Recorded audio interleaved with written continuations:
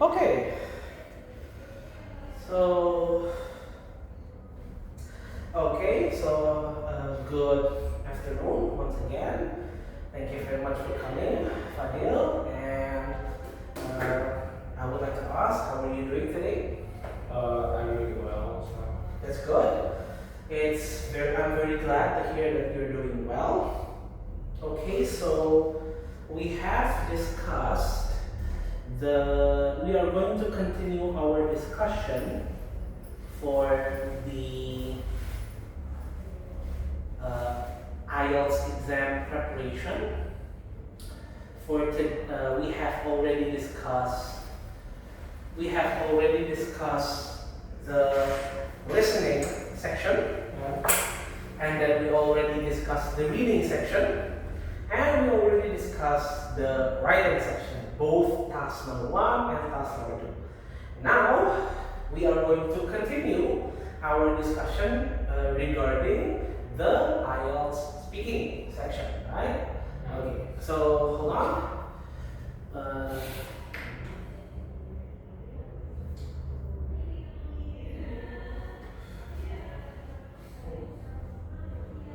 Wait. Sorry guys. Very sorry. So just to recap, just to review, we're discussing the IELTS speaking section, which is the final section of the IELTS test. Just to review, I want to ask you, how many parts are there in the IELTS speaking section? There are three parts in IELTS speaking sections. Yes, very good. And I'm going to write it down.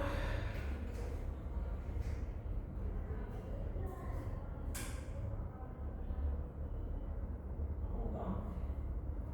Okay. So we have 3 parts. So we have part 1, of course. And then we have here part 2. And then we have here part 3. Okay. I don't think the marker is quite visible on the glass board. I'm going to change it. So the first part, what is it called?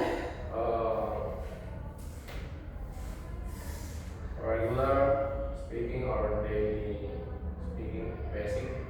Yeah, well, that is what you are going to, that is the nature of the question, basic questions, day-to-day question, but what is the name? Do you remember? Short questions. No, that is, short question is for a variant of the question in IELTS reading. I'm going to give you one more chance to answer. Okay. The in. What do? You introduce yourself. Yes. The introduction. The introduction question. And so we have here the introduction and short interview. Okay. The introduction and short interview. Like you said, this is first of all introducing yourself.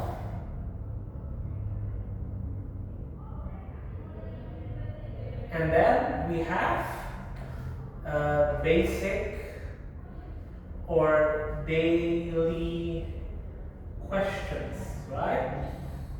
Yeah. And then there is going to be a question regarding basic topics. So the first thing that is going to happen, or the first thing that is going to be asked from the test taker, which is you, in the first part of the IELTS speaking section, is the introduction and short interview. Number 1, you are going to be asked to introduce yourself. Memperkenalkan diri, introduce yourself. And then you are going to be asked about your identification. And then the examiner will ask you about basic and daily question or day-to-day question, ordinary questions such as where do you come from, where do you live, are you currently employed or are you currently still studying, where are you working, and so on and so forth. And then finally, there are questions based on topics that are quite basic, based on topics that are quite average. So, for example, topics such as cooking, memasak, or topics such as gardening, or topics such as transportation, daily transportation, stuff like that. And this is how long the duration of this part number 1? Maybe 3 or 4 minutes. Yes, very good. Correct, 3 to 4 minutes. And then the second one, the part number 2. This is where it gets a little bit more complex, a little bit harder. What is this part called? The second part? In-depth questions. Not yet. Oh, There is another part. The middle part, the second part is called it starts with an L. In-line questions. No. The long. Sorry, what is that? It's okay. The long term. Yes. Okay. The long term. Do you remember what you are required to do in the long term? Ask the questions by the cue card we give from the examiner. Yes. So you receive a cue card from the examiner, and written on the cue card is questions like who, what, where, when. a topic and a question, right? A topic and a question, and so you are given a cue card, and within that cue card there's a topic that you need to explain. Very good. Explain and also mention, right? Mention means you just need to mention it. You just need to answer the question by mentioning the information. But explanation means that you need to describe it. You need to tell a story. And this is the topic. There's several questions that you need to mention, but only one question that you need to explain, and you are given the time. Maybe 1 until 2 minutes. Yes, but more specifically, 2 until 3. 2 until 3 is correct. But how do you spend that 2 to 3 minutes? 1 minute. Yeah. For the topic. And 1 minute for answer the questions. 1 minute answer? 1 minute for before the answer questions. Yes, that is correct. And after that maybe 1 until 2 minutes to answer the questions. Yes. Okay. So more specifically, 1 minute to prepare. To prepare to deliver the monologue or to answer the questions based on the cue card, and 2 minutes minimum 2 minutes minimum to essentially to talk. So 1 minute to prepare and 2 minute minimum to talk, really minimum 1 minute to talk about the topic and to answer the questions. Remember that you have to try your best to answer all of the questions, okay? And including the explanation one, you have to describe it. So of course, this takes how many minutes? 3 and 4. And then the final part of the the final part of the IELTS speaking section. The third part is the languages or that language. one more time. That languages. The in-depth Languages. discussion. Oh, discussion. Yes. The in-depth discussion. There you go. Okay, so why is it called in-depth discussion? So basically, why is it called in-depth discussion? Because there's two words, in-depth and discussion. In-depth meaning it is? Advanced.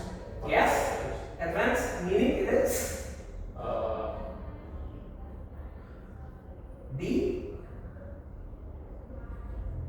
Detail. Oh yeah. Detail. So you are, in depth meaning the questions will be detailed. Detailed and factual. So detailed and factual. The second part, in depth, this is the first part. The discussion means that you have to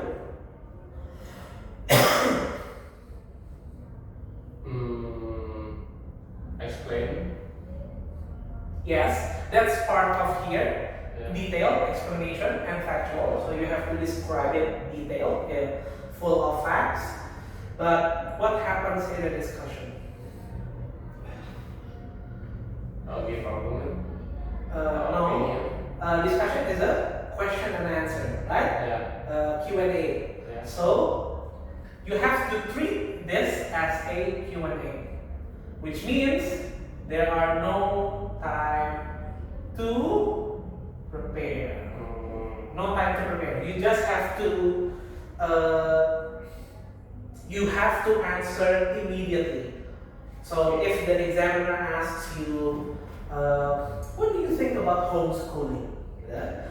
You have to answer quickly, rapidly, instantly even. So you only have like 2 or 3 seconds to come up with a response, and then you have to answer. And then, because it's a question and answer, the examiner will ask another question. You have to answer again, and then the examiner will have to ask. The examiner will ask another question, and then you answer again, back and forth until it's over, until the examiner thinks, or until the examiner deems it's enough, sufficient. Okay, so and the questions here are, the topics are usually.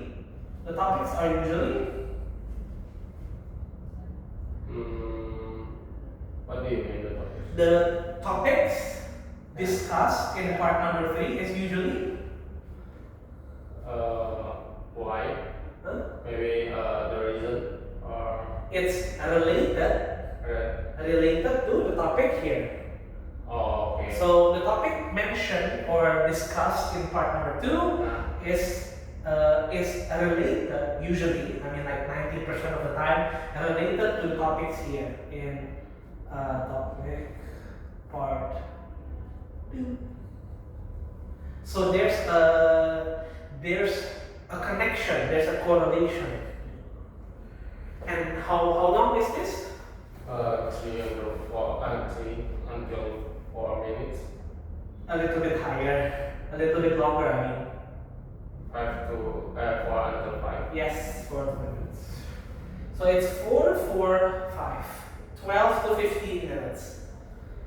The total duration from start, part number 1, introduction, and short interview, part number 2, long term, and part number 3, in-depth discussion, and then in the finish, 12 to 15 minutes maximum. Of course, you need to answer the questions on topic, and you need to answer the questions you need to provide a response or an answer that connects and correlates with the questions from the examiner. Because if not, if you answer if you make a mistake and you answer off topic, not connected to what the examiner asks you, Yeah. the examiner will ask you another question.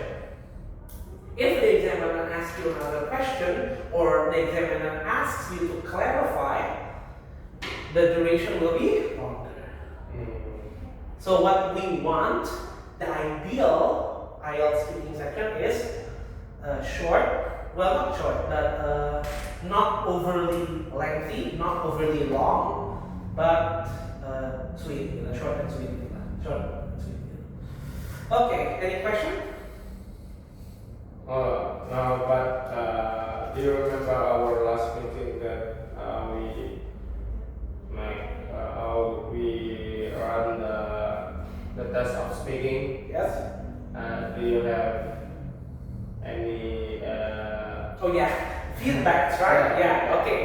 Okay. Before we continue,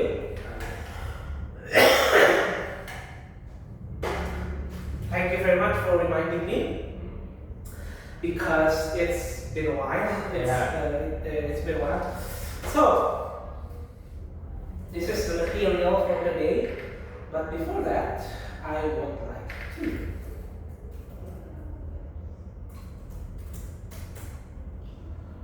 here we go. This is my feedback from our last session, where you and I did the simulation, the mock interview. Now, okay, so the first thing that you said is you would like to travel, or I think you said you want to go back to your hometown. Remember? Yeah, maybe. Yeah. So this is just a feedback and my notes. So you need to use the word. You need from overall. You need to use the correct sentence when you would like to express yourself. So using the correct vocabulary, because sorry, I think you still miss a lot of. For example, you mentioned that you would like to travel. You mentioned that you would like to go back to your hometown. I think you kind of fumbled a little bit, so you forget the word. So I say travel, and then you said that your bachelor's degree or your college years, you studied engineering. Yeah? You studied engineering, but now you work in a bank. Yeah. So I asked you. I think the question was, what's your academic background? Are you always working in a? Why are you working in a bank? So the correct term is I came from an engineering background. You can see that. I came from an engineering background. And then I asked you a question, if I'm not mistaken, about how you celebrate your birthday. Yeah. And then you said some things that are quite, I think it's quite mistaken. So what you're trying to say is, when my birthday comes around. So you say, when my birthday arrives, or when it's time for my birthday. I think it's better if you say, when my birthday comes around. When my birthday comes around. Yeah, so why is it like that? Because birthdays are annual things, right? Okay. Annual meanings yearly. So it always comes around. And important, you say important. Important is, you say the word important, but important is not, it's not a mistake, it's not an error, but I think you could say noteworthy. I think it's better. It's just a better choice of word.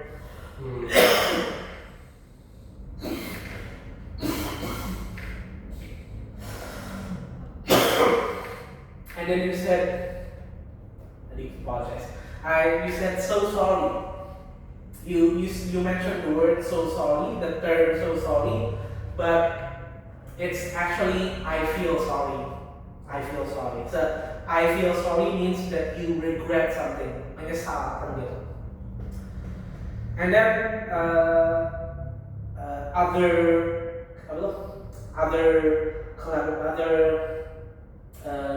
vocabulary choices like make a connection. Make a connection. You I think you said something about connecting something, and you said make a connection with.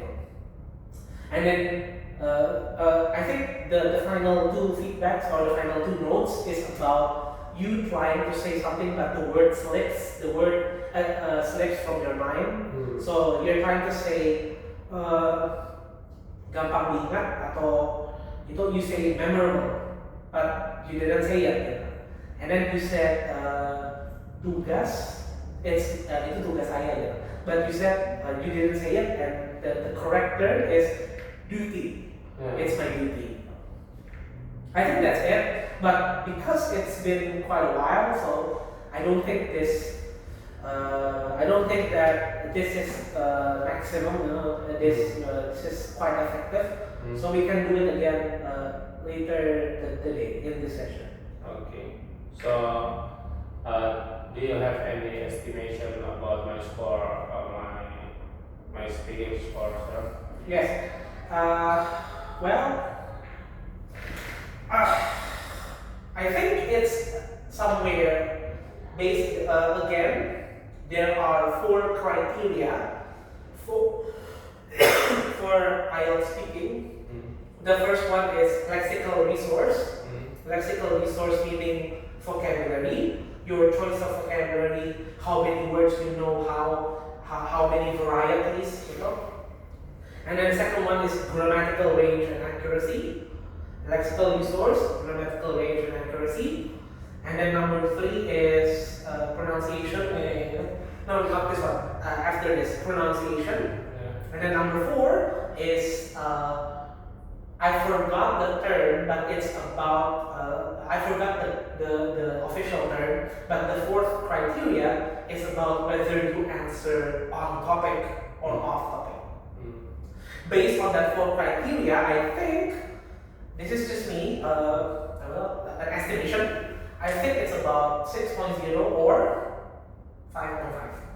Okay, that is quite too far. Yeah. So again, do you already have a plan to when are you going to take the IELTS test? Not sure, sir. I'm not already take the time or plan for the test. So yeah, I still don't know. Okay, you still don't know. So we still have time. Yeah. We still have time to improve. We still have time to practice. So yeah. I'm going to ask you a question. I just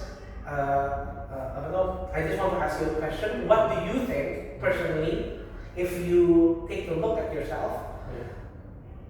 Which of the 4 sections, listening, reading, writing, and speaking, that you really have trouble with?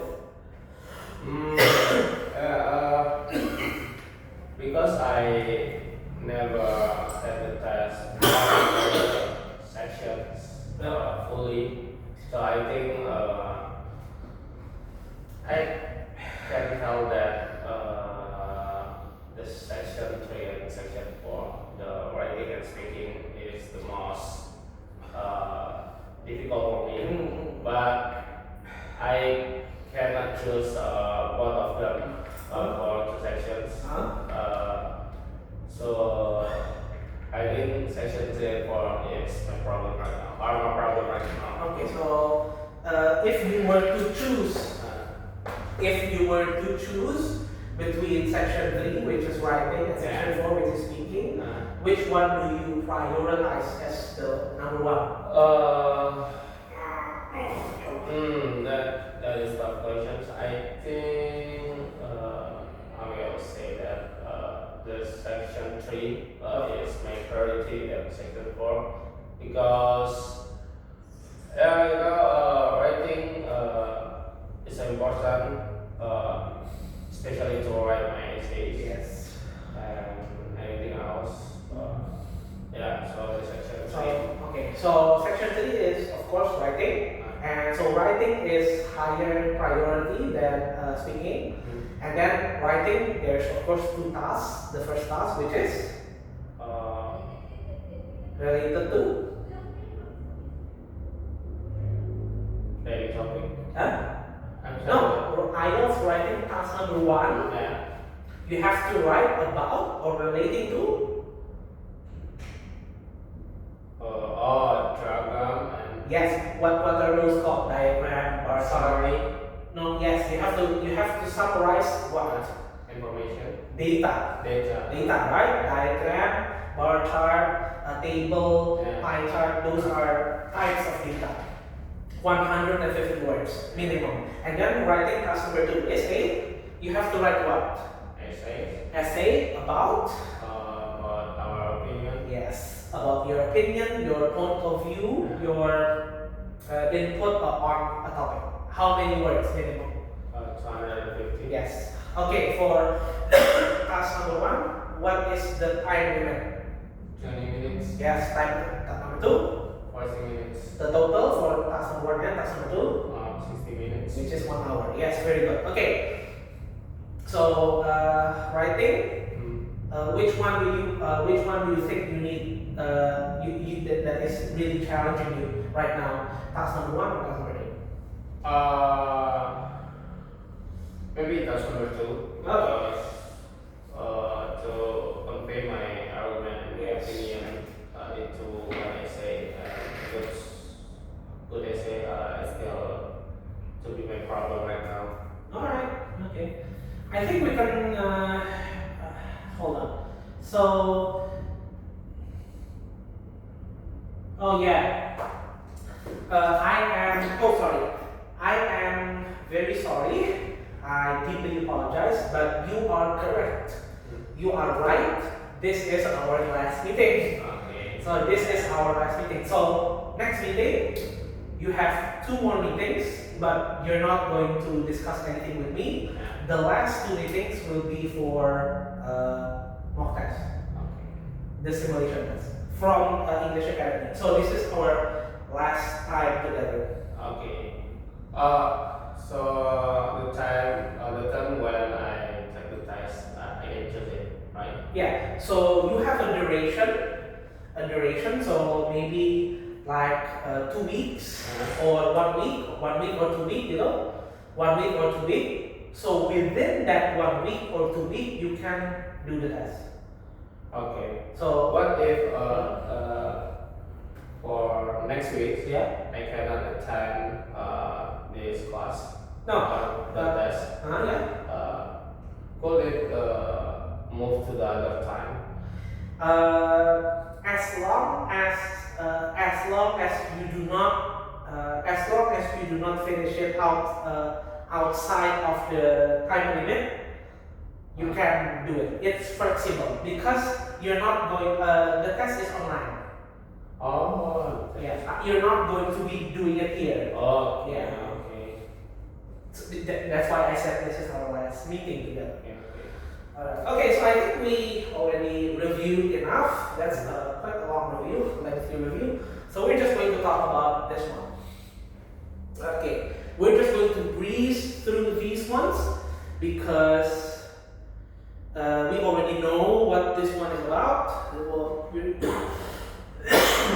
to discuss. Okay. All right. So the first one, there are a total of 2 chapters, 2 topics that we're going to discuss for today in IELTS speaking. The first one is dealing with problems and correction. So the IELTS speaking test can be a nerve-wracking experience for many test takers. It is a crucial component of the exam where candidates are required to engage in a one-on-one conversation with an examiner. While this may seem intimidating, being well prepared to handle problems and corrections during the test can significantly boost your chances of success. So, of course, we are going to talk about the common challenges in the IELTS speaking section and how to deal with them. The first one is being nervous. anxiety.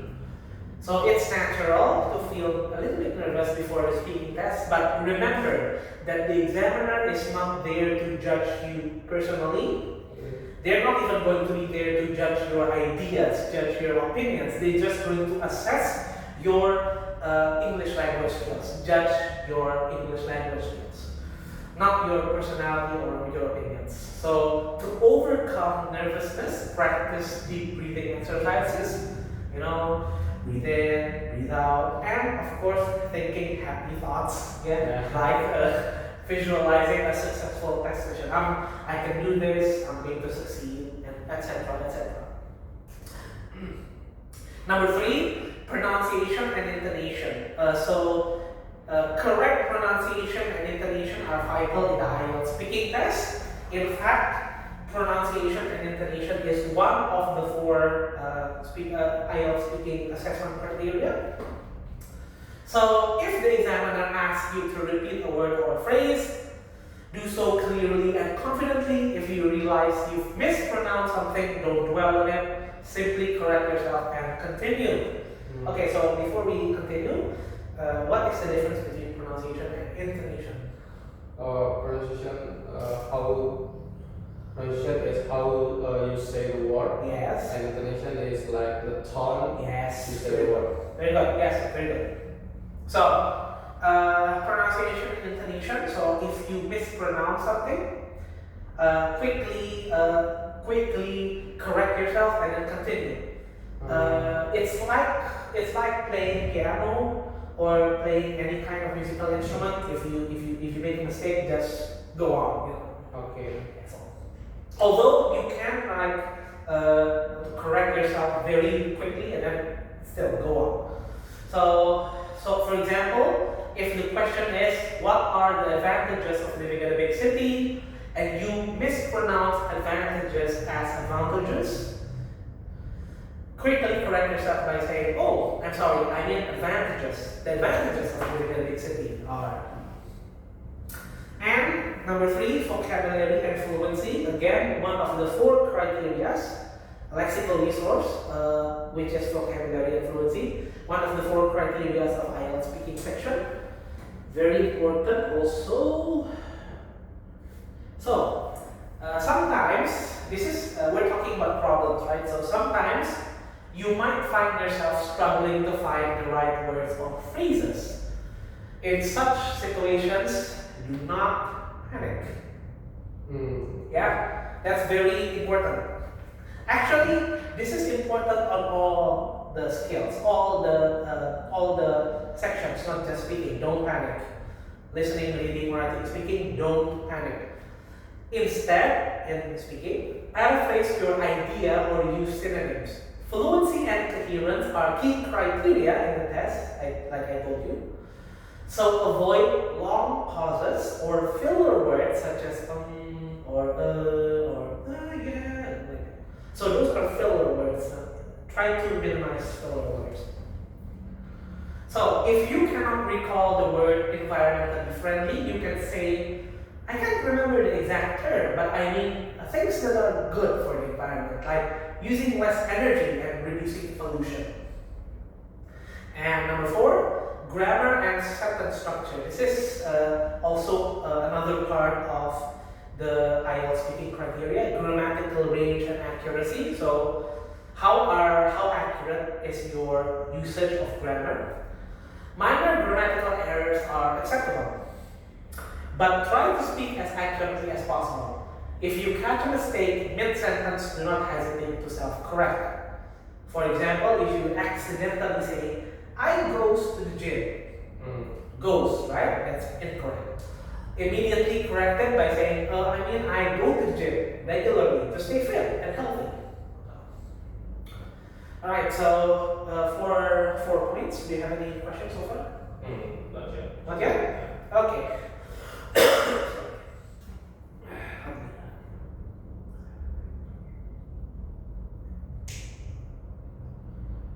Okay.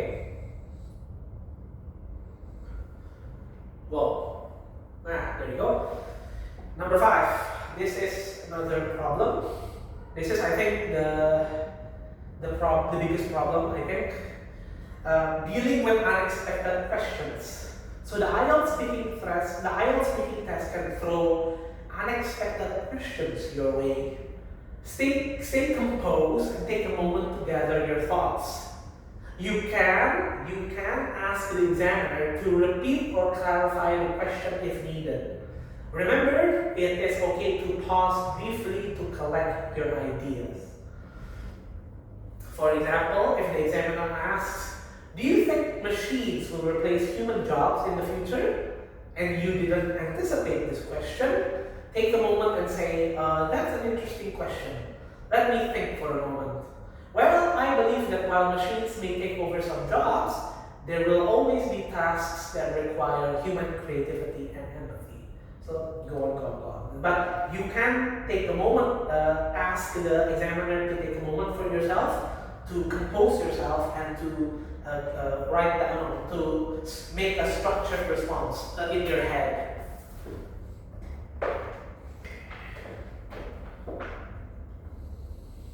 Okay.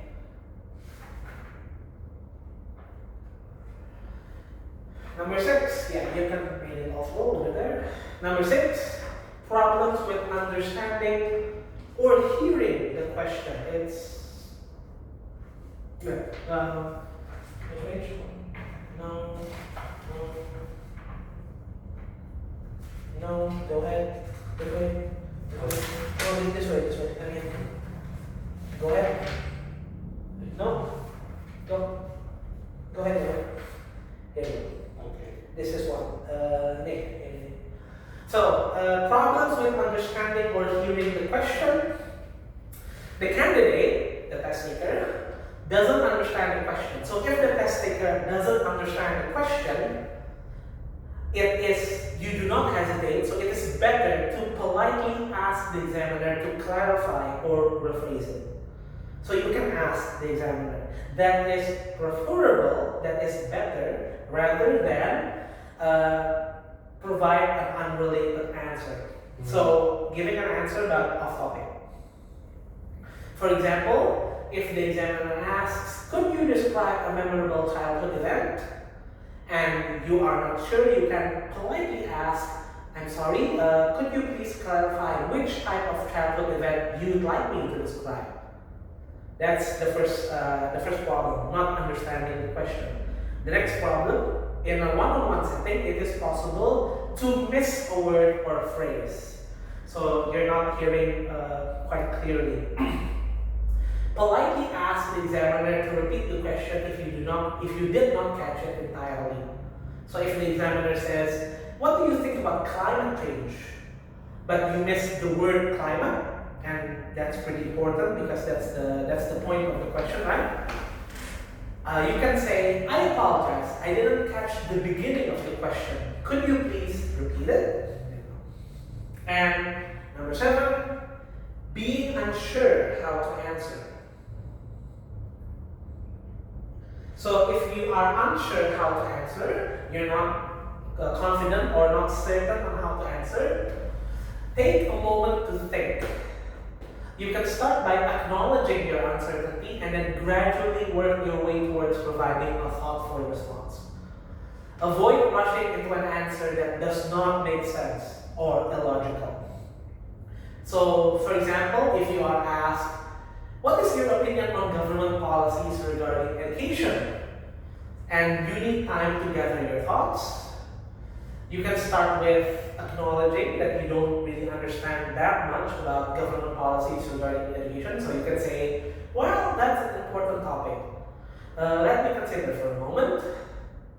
In my opinion, government policies regarding education should focus on ensuring access to quality education for all students.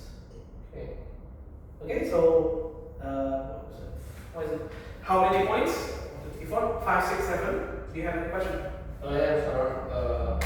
So like if maybe point number 6, yes, problem with understanding or hearing the questions, yes, or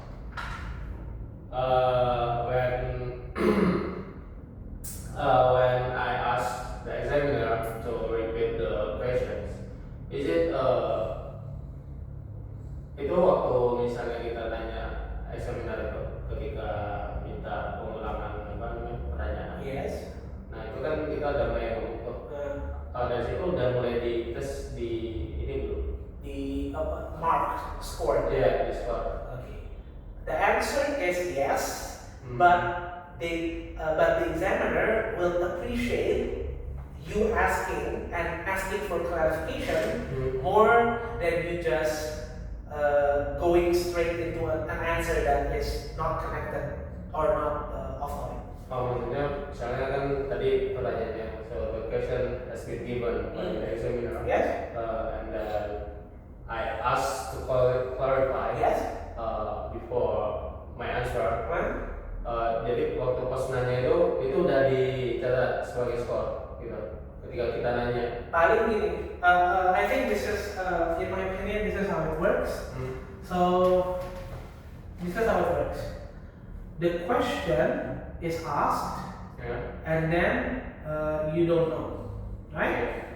You ask for clarification, right? From to the based on the question, you get -1. So you get a score, but you get a -1 score. So if you already because you asked for clarification, but you already, and then after you got clarified, you you deliver a response, and the response is +8, you get 7. Okay. But if you if you receive a question and then you don't know and then you answer, it could be -7 or because this is unrelated. Okay. So it is better to ask for clarification, even if it decreases your score just a very small percentage, because you still get a score that's good or acceptable. But if you don't ask for clarification and then you answer a response that is illogical or unrelated, you get a way worse score. Yeah. Okay. Any other question? Not sure. Okay, thank you very much. Is this clear? Yeah. Good. Okay, hold on.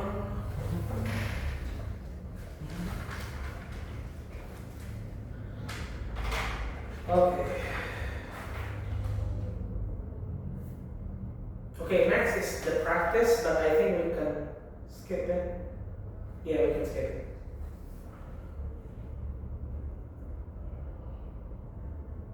Alright, so this is the next part. Pronunciation, IELTS speaking skills, pronunciation, intonation, and chunking. So pronunciation is how you pronounce the word, how you what? Say the words, pronounce the words, right? Intonation is? How the tone of the word. The tone of the word, right? Say it. How about chunking? What's chunking? I have no idea. I think this is the first time I heard the term. Okay, so we're going to discuss it together, okay? So, in the pursuit of achieving a high score in the IELTS speaking test, candidates need to satisfy one of the 4 criteria in the IELTS assessment. Like I told you before, 4 criteria. One of them is pronunciation and fluency. Pronunciation, intonation, and fluency. Including pronunciation. Now, this includes mastering how to pronounce individual sounds clearly, intonation and stress, and connected speech or chunking. So chunking is connected speech. These elements are like the melody, rhythm, and lyrics of a song coming together to create a harmonious and effective communication experience. So let's delve into each of these aspects in detail. Number 1, the first one is pronunciation, the art of clarity. Clarity means clear, or is it? What does it mean in Indonesian? Kejelasan. Yes, jelas. So pronunciation is the foundation of effective communication in any language. In IELTS speaking, your ability to pronounce words accurately and clearly can significantly impact your score. Here are some tips to enhance your pronunciation skills. Practice phonetics. Familiarize yourself with English phonetic symbols to understand the correct pronunciation of words. The International Phonetic Alphabet is a valuable resource for this purpose. So, are you familiar with phonetics? I know the terms and symbols, but Yeah. I cannot Yeah. read it. So I think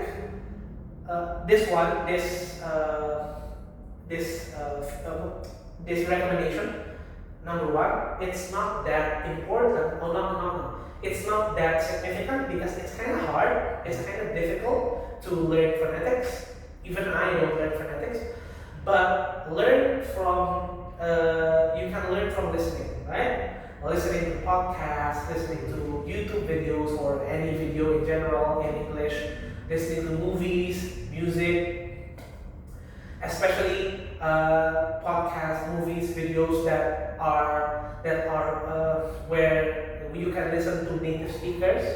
So that is how you. I think this way is more effective than learning phonetics because phonetics is hard to decipher.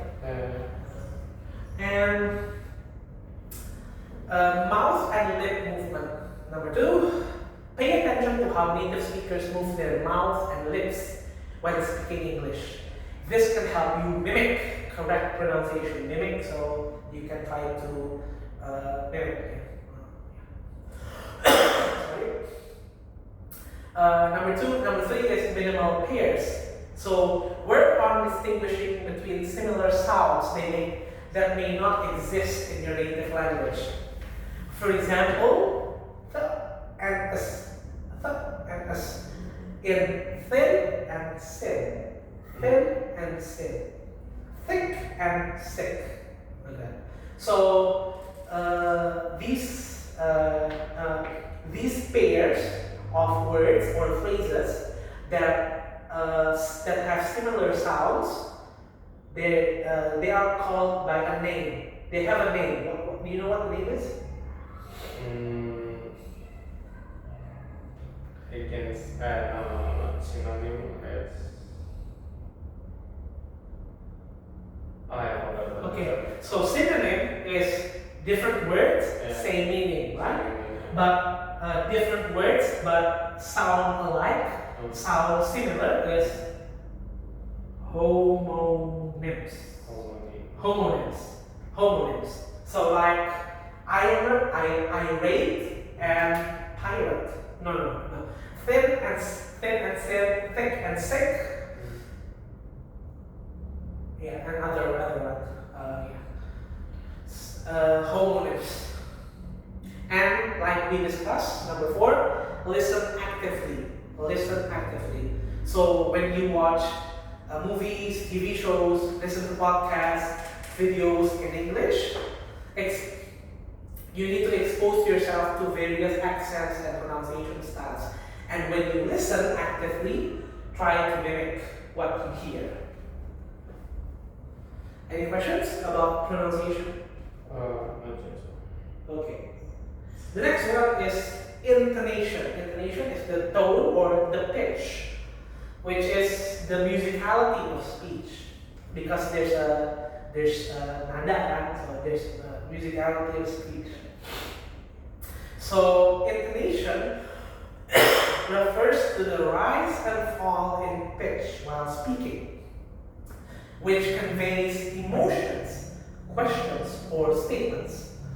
Proper intonation can make your speech engaging and easily understandable. Consider these tips. Number one, pitch patterns. Learn the typical pitch patterns used in English, such as rising intonation for questions. Rising intonation for questions such as, how are you doing?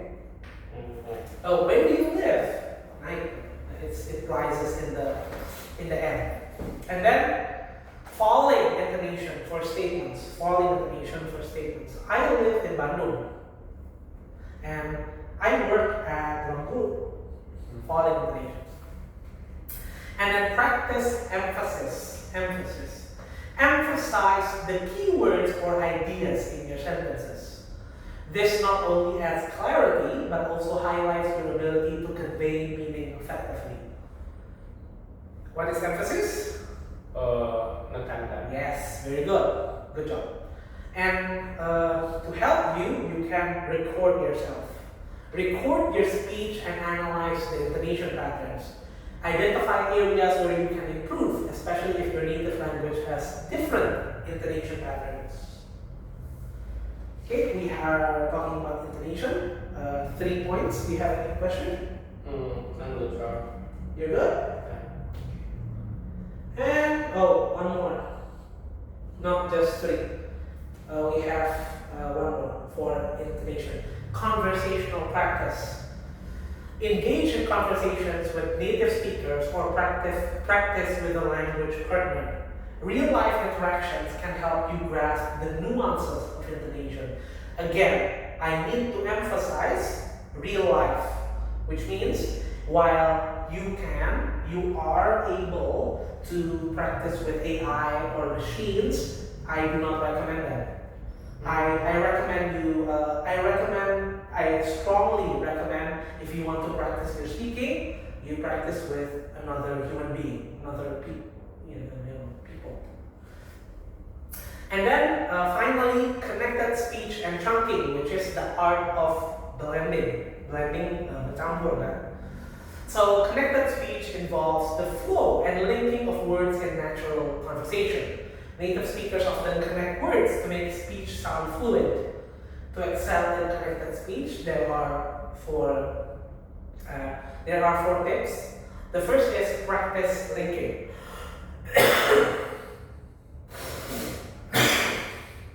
Learn how to link words together by blending sounds. For example, I want to may be pronounced as I want to. I want to. Contractions. What are contractions?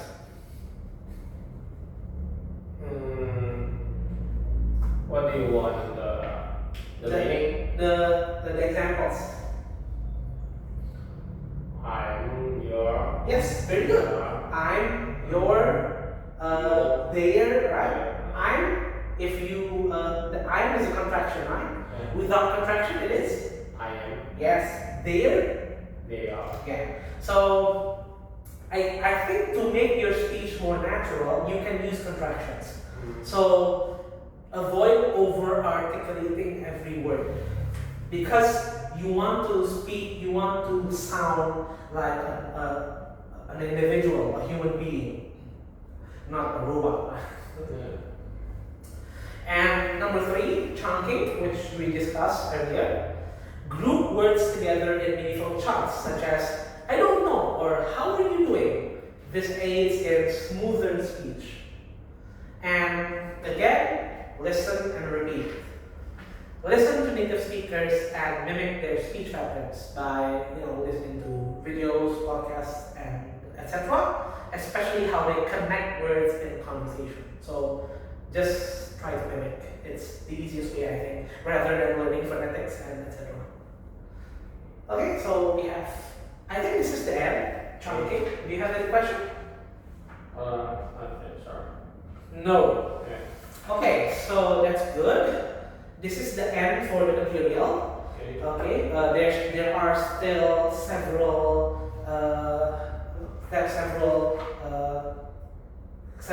questions or several exercises that you can finish, right? Okay. Like this exercise. So I think we can continue. This is not. We have ended the material. Now we can continue, of course, with a simulation or with a practice exercise, practical exercise. So, but I would like to do it a little bit different. I'm going to approach this practice in a different way. So I would like to ask you a question. You're from Universitas Gadjah Mada, and you're from the Faculty of Engineering, right? Have you ever have you ever joined or experienced debating before? First of all, I want to clarify to you, sir. What's the debate? Do you want that is formal debate or just informal debate in organization,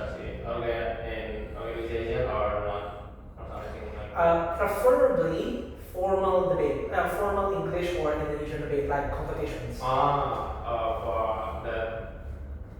For that one, I never joined or attend the competitions. Yeah. But I say that myself, maybe every day, not actually every day, but it's quite time for me in organization to make a debate with my friends. Yeah. That's good. So, what was the organization that you participated in, that you joined in again? Like important jurusan. All of it, I think. Faculty, jurusan, university. If you have any experience. I was doing the student club of Senat Mahasiswa. Okay. What do you say? English like. The students' council, the student council. The students' council in the Kebayoran University. Okay. And I joined the himpunan. Hima. Okay. Maybe just that. Okay. How long were you in that position? The age of the organization, about 1 year. Okay. Right. Hold on.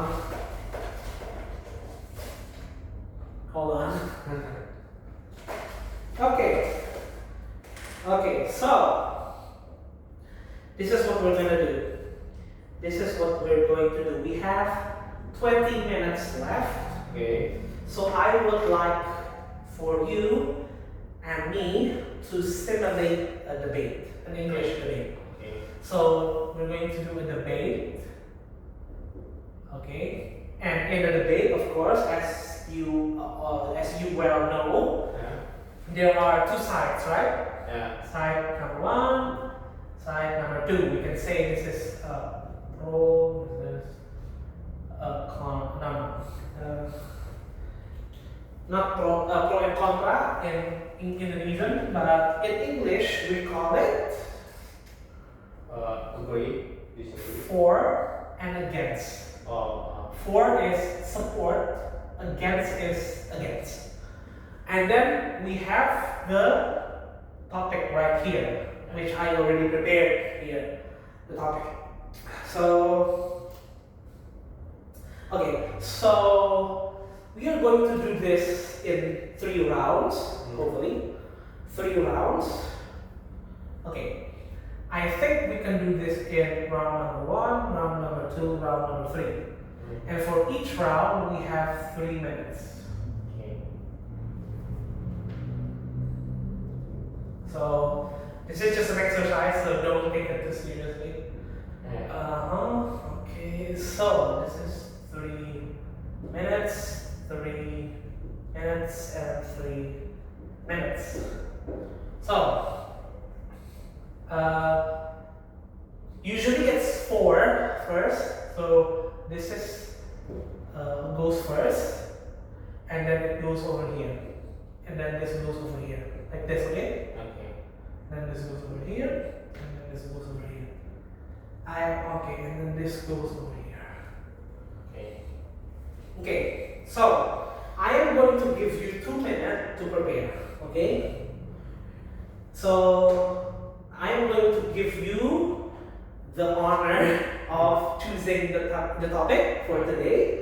And you can, after you take the topic, and then you choose the topic, you read the topic, you can choose whether you are for or against. Okay. And then we're going to start the 2 minutes to prepare arguments, and then we're going to start with the 4. Okay? Yeah, you go ahead. Okay. Okay, there you go. What's the topic?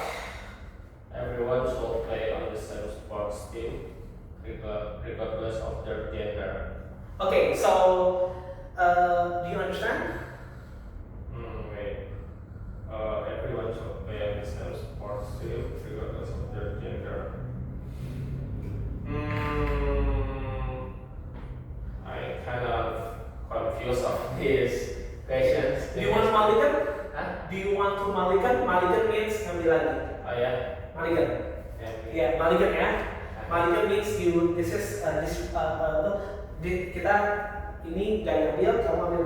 We're going to take another one.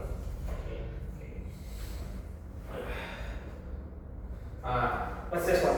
I'll also take a parenting class before having child. Okay. For or against? I think I will take the side of for. For. Okay. This is funny. Okay. This is. Okay. This is the parenting. Okay. Okay. Okay. Hold on. We're going to make this as. Figure as possible. So don't do anything. I'm going to go to the toilet because I need to. I need to.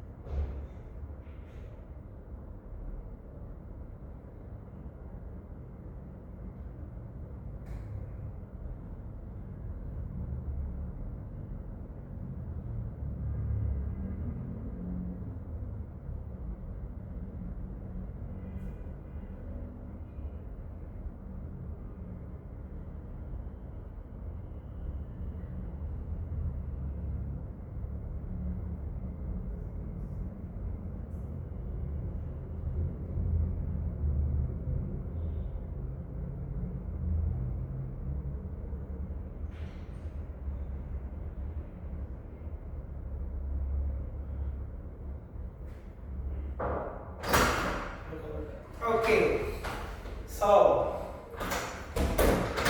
we are going to start.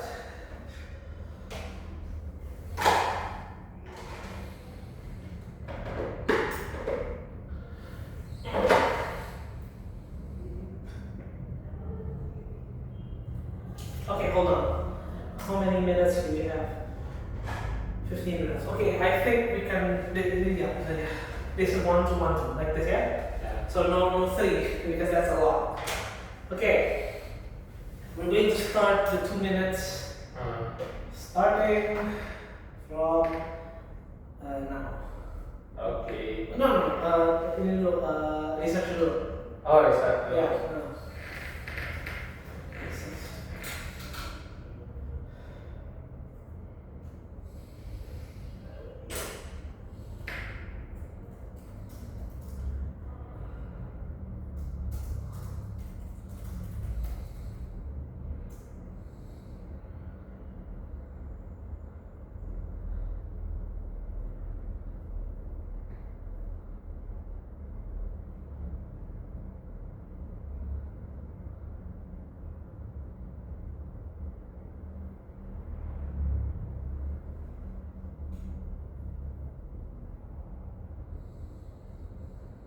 One more minute.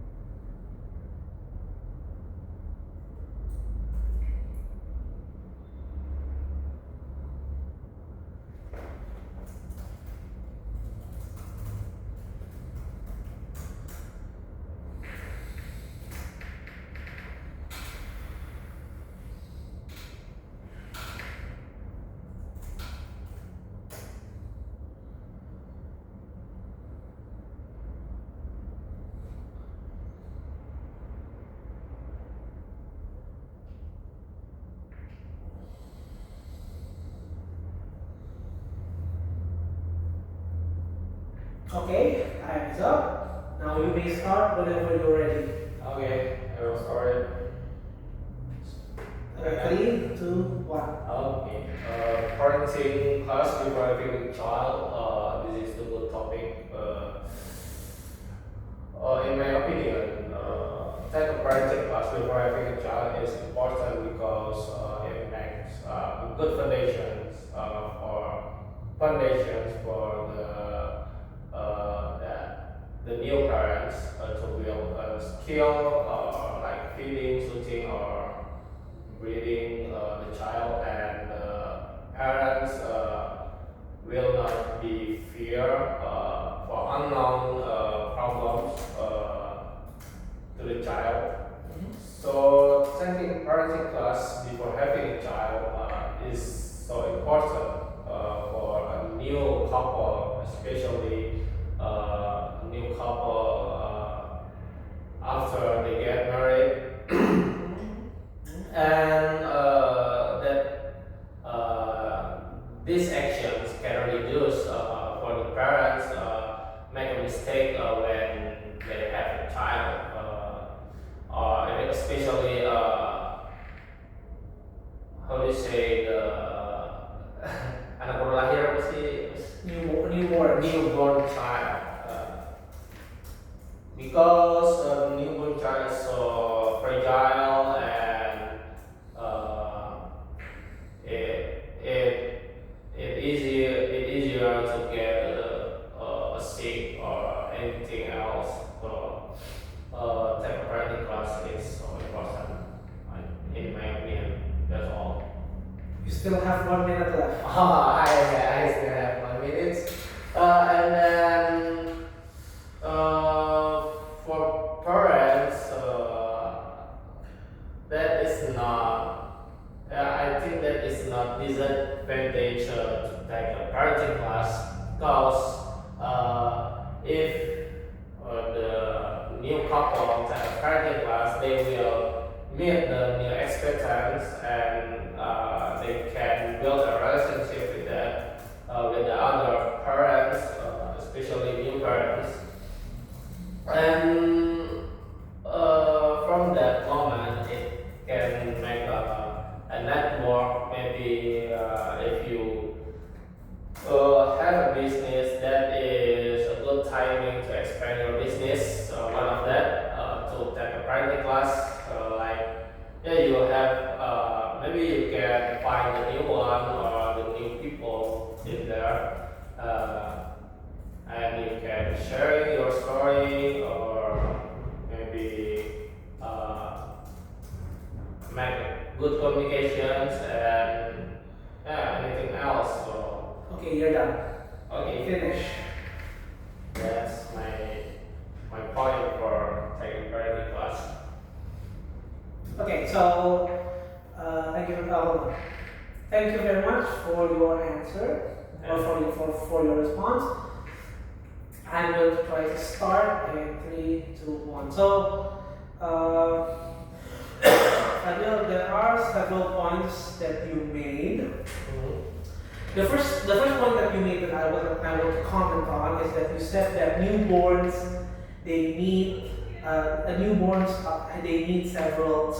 newborns have special needs. Yeah. Therefore, parenting classes could be very beneficial for new parents who have newborns, right? But what I'm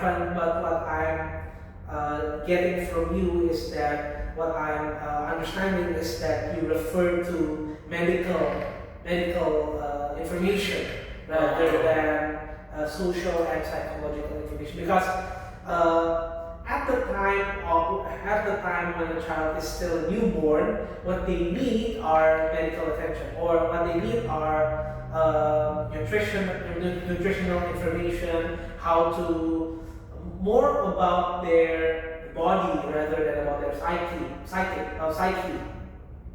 or social needs. So I think parenting classes will be a waste of money and time, in my opinion, because you can just go to the doctor, or you can just look at health articles online that are quite credible rather than wasting your time and money to invest in parenting classes, especially for newborns. And then you also say then that parenting classes could be a way to network. And maybe what you're trying to say is that it could be a supporting system to share information and then to share support for new couples who have no idea how to take care of their newborns. But I think the main support system is always comes from family first. So of course these newborns, these new children, they will get support from their grandparents, from their aunts, their uncles. So maybe information could be gathered from them instead, rather than from a parenting class. And I have two different arguments why parenting classes could not work. The first one is because every child is special, and parenting classes is like trying to fit. There's no one size fits all, because parenting is a journey, I think. So parenting classes, it could not be generalized across the board. So every child is special. The type of parenting that could be done to the first child may not be suitable for the second child, and so on and so forth. And I'm done. So that's my point. You have 3 more minutes if you would like to reply. Okay. So let's deal for this topic, right? Yeah, this topic. Okay. Hold on. 3, 2, 1. Yeah. So I like your opinion that take a parenting class, you just spend your money for nothing, and you can gather it from internet or from your family and anything like that. I would say that I actually agree that as every kid or every newborn baby is special, but there is some treatment or some activity that the baby has to do to the baby. Maybe it just like a simple actions to shower the baby or to feed it, feed them and anything like that. There's some, I can say that, mental illness that baby blues, when the parents cannot or scared from the newborn baby, and they cannot do anything with that. I think because of that, take a parenting class can prevent something mental illness like that, and take a parenting class have more beneficial than its disadvantage. Maybe you spend a lot of money for that, but you make a good move or a good position for your role as a parent. And you can gather information from your family or your big family, anything like that. But it's just their perspective. It's just from their perspective. We need expand or broader perspective from the other. So take a parenting class, you can gather information with a lot of source than your family, maybe, in my opinion. So You still have 25 seconds. I still have 25 seconds. Okay. Parenting class is I can say that parenting class is important for the parent, and it can prevent the parent for difficulty need to take care of the baby. You're done. Okay. Okay, right, so I'm going to start. This is the end. Okay, I'm just going to shorten it to 2 minutes and 30 seconds. So I'm not cheating because we only have 2 minutes and 30 seconds. Okay, let's start. Okay. So, thank you very much for your response. Now, you said that we need to broaden our horizons. We need to broaden our knowledge, Yeah. expand our knowledge. You might say that the big family, our various family members, grandparents, aunts, uncles, cousins, they have their own experiences in handling a kid or handling a newborn, handling a child, but it's not comparable to a parenting class. But the one thing that I would like to raise is that parenting classes are usually the way that I see it is that parenting classes are joined by parents or would-be parents, like new parents or maybe parents who already have an adult or a grown-up kid, and then one expert or one or two experts.